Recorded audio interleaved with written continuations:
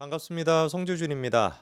저는 개인적으로 이재명 정부랑 민주당을 보면서 이게 참 무모한 것인지 무식한 것인지 참 애매한 부분이 있는데요. 아무래도 무모한 것보다는 무식한 쪽으로 얘기하는 게 맞겠죠. 만약에 여러분들이 생각하셨을 때 지금 25일 날 한미 정상회담을 앞두고 있는 그런 시점 아닙니까?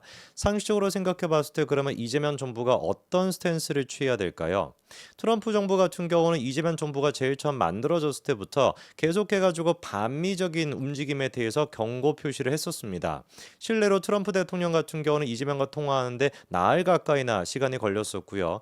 워싱턴 같은 경우는 거의 뭐 사상 처음으로 자기 동맹국의 대통령이 만들어졌음에도 불구하고 축전을 보내기보다는 중국의 개입이 우려스럽다 이런 얘기까지도 했었거든요. 그 이후에 이제 뭐 추가적으로 관세 협정이나 이런 데에서 미국이 보여줬던 반응이야 말해서 뭐 하겠습니까? 최대한 그러면 이런 것들을 생각해 봤을 때 정말 트럼프가 이재명을 면전에다가 놓고 개망신을 줄 수도 있고요. 그리고 우리가 생각해 봤을 때 국무총리조차도 국무 그때 뭐였죠? 국무총리가 아니라 산업부 장관이었던 걸로 기억나는데 거기 같은 경우도 출국하려고 했다가 그거 못하지 않았습니까? 갑작스럽게 이게 취소가 돼가지고 그런 사태가 이재명한테 발생하지 않으리라고 하는 법이 없어요. 젤렌스키한테도 그랬었고 남아공 대통령한테도 그랬고 충분히 이재명한테도 그럴 수도 있습니다. 한미 정상회담을 코앞에 앞둔 상태에서 갑작스럽게 취소할 가능성도 있고 아예 그냥 뭐 미국에다가 꼼짝 못하게끔 그냥 뭐 묶어놓을 수도 있는 것이고 무슨 일이 벌어질지 모르거든요.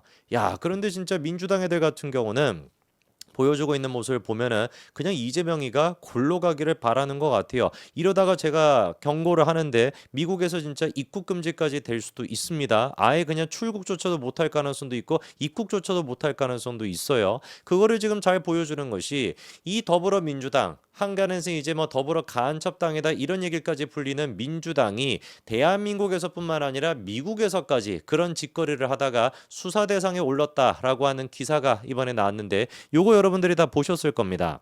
미국 법무부에서 친여 한인 단체에 대한 내사에 착수했다라는 것이고요. 이게 뭐 파라법이라고 하는 것인데 KAPAC라고 하는 그 뭐 집단이 지금 문제가 됐다라는 거예요. 당연히 뭐 우리 같은 사람들은 파라법이 됐거나 KAPAC가 됐거나 이런 거를 들어본 적이 없죠. 그래서 KAPAC가 뭔지를 좀 보니까 홈페이지에 보니까 뭐 이렇게 나와 있어요. 미 주민 참여 포럼 뭐 이래가지고 뭡니까 이거 미 주민 이거 뭐 어떻게 읽어야 되는 거야? 미주 민주 참여 포럼 이거겠네요. 그렇죠? 미주 민주 참여 포럼이라 그래 가지고 한반도 국기를 갖다가 저렇게 달려놓은 거를 보니까 딱 그냥 막 각 나오는 거 아니겠습니까? 아니, 미주 사람들이 중심이 돼 가지고 민주적인 뭔가를 하겠다라고 한다면은 뭐 성조기가 됐거나 아니면 뭔가 민주주의를 상징하는 그런 게 들어가 있어야 되는 것인데 똑하니 뭐 홈페이지에다가 한반도 국기를 올려놨다라고 한다면 딱 봐도 이게 뭐겠습니까? 북한과 뭔가 연관이 되어 있는 그런 단체다. 뭐 안 봐도 비디오 아니겠습니까? 자, 여기를 이제 보니까 이재명이가 지난 대선 때 최강철이라고 하는 사람을 갖다가 외교안보 특보로 임명을 했는데 최강철이가 뭐라는 거예요? 미주민주참여포럼의 대표인 그런 사람이라고 합니다. 바로 이 인물이 이 최강철이라고 하는 사람인데 꽤 오래됐더라고요. 이재명이가 성남시장이었을 때부터 인연을 맺어왔다라는 것이고 그리고 이 사람이 2017년도에 비영리단체라고 하는 KPAC를 갖다가 창립한 그런 사람이다라는 겁니다. 자, 그러면은 외교안보 특보라고 한다면 굉장히 중요한 직책입니다. 우리가 뭐 잘 아시는 것처럼 뭐 외교안보 특보라고 하는 것은 다른 나라에 갔었을 때 사실상 대한민국 대통령을 대표하다라고 할 정도로 굉장히 중요한 직책이거든요. 그런 직책에다가 최강철이라고 하는 사람 미주 민주 뭐 참여 포럼이라고 하는 것의 대표를 맡겼다라는 것만 보더라도 민주당과 이 미주 민주 참여 포럼이라고 하는 것이 얼마나 끈끈하게 엮여 있는지를 우리가 확인할 수가 있는 거겠죠. 이 최강철 같은 경우는 그렇게 끈끈하게 엮여 있는 것만큼 뇌가 녹아 있더라고요. 완전히 그냥 마팅이가 있습니다. 임 보시시오. 지난 대선 때 같은 경우도 미국의 현지 분위기는 이렇대. 트럼프는 윤석열이 아닌 이재명을 갖다가 좋아한다.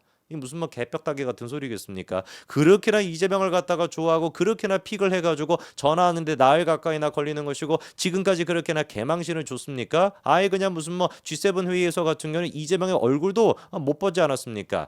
제가 생각했을 때는 트럼프가 이재명의 그래 뭐 얼굴도 모른다라는 건 조금 오버할 것 같네. 모를 수도 있나? 뭐 나중에 또 만나가지고 뭐 헷갈릴 수도 있겠죠. 지난번에 뭐 영국 총리 같은 경우는 영국 총리였나 아마 제 기억이 그런데 영국 총리가 이게 뭐 이재명인지 번역사인지 구분을 못 해가지고 또 그런 또 그 소란이 있지 않았습니까?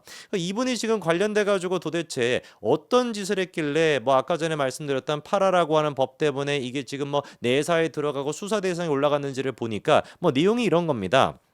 KPAC라고 하는 미국 민주 참여 포럼이라고 하는 것이 외국 대리인 등록법, 이 파라라고 하는 위반이 의심이 된다라는 것인데, 이 법이 무슨 내용이냐면은 외국 정부의 대리인으로서 한 모든 활동에 대해서는 이거를 관할하고 있는 부서인 법무부에게 전부 다 보고하도록 되어 있다라는 것이에요. 근데 문제가 뭐냐면은 외국 대리인으로 KPAC가 등록되지도 않은 상태에서 한국의 국회의원과 미국 의원들과의 협조 아래 미국 내에서 이재명 정부를 위한 정치적 활동을 수행했다라는 겁니다. 이게 왜 중요한 법일 수밖에 없는 것이냐면은 미국 내에서 자국이 아니라 타국, 다른 나라를 갖다가 대표하는 사람들이 와서 다른 나라의 이익을 갖다가 위한 행동들을 한다라고 한다면 그거는 미국의 이익과 반할 수 있는 거 아니겠습니까? 예를 들어서 뭐 중국 사람들이 미국에 가가지고 어떤 활동 같은 거를 해, 시진핑을 위한 활동을 해요. 이건 누가 보든지 간에 반미적인 그런 걸로 이어질 수밖에 없잖아요. 그럼 이건 미국의 이익에 정면으로 위반이 되는 것이다 보니까 법적으로 이걸 어떻게 해놨다는 거예요. 법무부에 전부 다 보고하도록.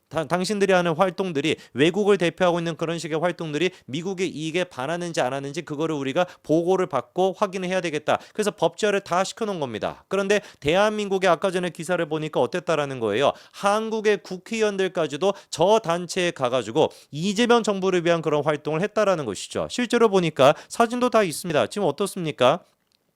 뭐 지금 뭐 면면이 그냥 뭐 딱 민주당에 지금 뭐 서영교 지금 뭐 저기 뭐 얼굴을 뭐 확인을 안 하려고 해도 안 할 수가 없는 저 여자도 저렇게 뭐 등치 막 크게 해가지고 저기 있는 게 딱 그냥 보이지 않습니까? 그러면 이 인간들이 가가지고 무슨 뭐 북한 인권에 대한 이야기를 했겠습니까? 미국의 트럼프를 위한 얘기를 했겠습니까? 뻔할 뻔짜잖아요. 저 자리에 가가지고 한 얘기가 종전선언법과 관련된 행사를 했다는 거예요. 생각해 보십시오. 종전선언을 한다라고 하는 것은 누구를 위한 법입니까? 북한을 위한 법밖에 안 돼요. 왜? 한반도에 종전선언이 이루어지는 순간 어떻게 됩니까? 여러분 다 아시는 것처럼 주한미군이 기본적으로 주둔할 수 있는 법적인 근거가 사라지는 거예요. 글자 그대로 법을 통해 가지고 종전이 됐다라고 하는 게 선포가 된 거기 때문에 주한미군이 뭐하러 도대체 한반도에 주둔할 수가 있겠습니까? 지금 주둔할 수 있는 기본적인 기준은 뭔데요? 근거는 뭔데요? 한반도에 종전이 안 됐다라는 거. 언제라도 북한이 다시 도발할 수 있고 언제라도 북한이 다시 대한민국을 갖다가 침범할 수 있다라는 게 전제가 돼 있으니까 주한미군이 있는 것인데, 종전선언을 한다라는 것은 그래서 평화를 위해 가지고 한다라고 하는 것은 개떡 같은 소리인 것이고, 종전선언 이꼴 뭐가 되는 겁니까? 주한미군 철수가 되는 겁니다. 정확하게 그러니까 이거는 어떻게 될 수밖에 없는 거예요. 트럼프가 지금 가지고 있는 기본적인 동아시아에 대한 인식 구조, 중국에 맞서 싸우기 위해 가지고 한국과 일본과 미국이 삼국의 동맹을 통해서 중국을 견제해야 된다라고 하는 지정학적인 기본적인 관점을 정면으로 위반하게 되는 것이니까 미국의 이익에 반할 수밖에 없다라는 것이죠. 그 짓거리를 대한민국 내에서도 맨날 하고 있지 않습니까? 무슨 뭐 이게 뭐 종북 주사파인 것인지 간첩인지 모르면 이상한 사람들만 모아가지고 광화문에서 맨날 시위하고 있는 그것들 있잖아요.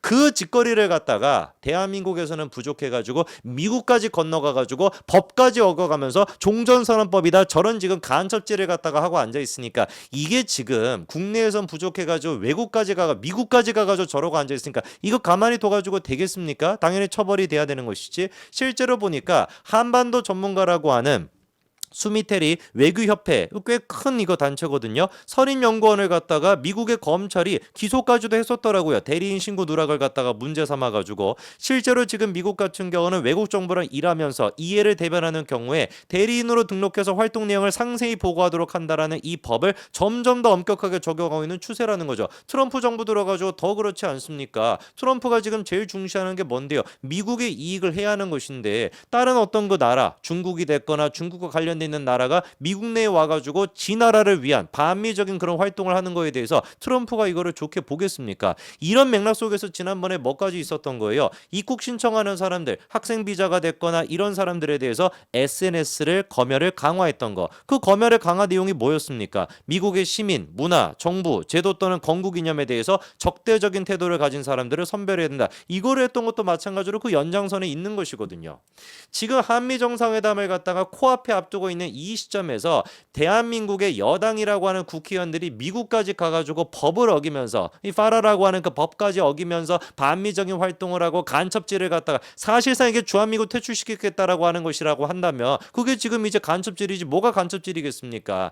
이걸로도 부족해가지고 딱 하필이면은 이재명 정부가 25일 날 한미 정상회담이 예정돼 있는 그날 어떻게 하겠다라는 거예요? 중국 특사단을 갖다가 25일 날 파견해서 시진핑한테 친서를 갖다 전달하겠다 이러고 앉아 있습니다. 여러분 이거 어떻게 되겠습니까? 저는 100% 확신하는 것이 25일 날 바로 다음 주인데요. 다음 주에 이제 트럼프랑 이재명 두 사람의 정상회담을 통해 가지고 이재명이 지금 이제 떠벌리고 있는 것처럼 그런 긍정적인 자화자찬할 수 있는 결과는 추도 나오지 않을 거라고 봅니다. 아예 그냥 한미 정상회담을 코앞에 앞두고 있는 상태에서 입국이 거절될 가능성도 있어요. 아예 출국도 못할 가능성도 분명히 있습니다. 트럼프라면 하고도 남거든요. 대한민국 사람들에 대해서는 지금 막 돈 뿌리고 또 뿌려요, 또 뿌려. 2차 소비 쿠폰이라 해서 또 지금 돈 뿌려가지고 눈 가리고 아웅하고 앉아 있는데 저렇게 대한민국 국민들은 속일 수 있다라고 할지라도 미국까지 트럼프까지 속일 수 있겠습니까? 이거 진짜 심각한 사항인데 서영교 같은 이런 잡스러운 인간들 빨리 나서가지고 미국한테 빌든지 입장표명을 하든지 이래도 모자랄 판인데 어디 가서 뭐 하고 있는지 모르겠어요. 갈비라도 뭐 뜯어먹고 있겠죠. 참 진짜 답답할 뿐입니다. 여기까지 말씀드리겠습니다. 감사합니다.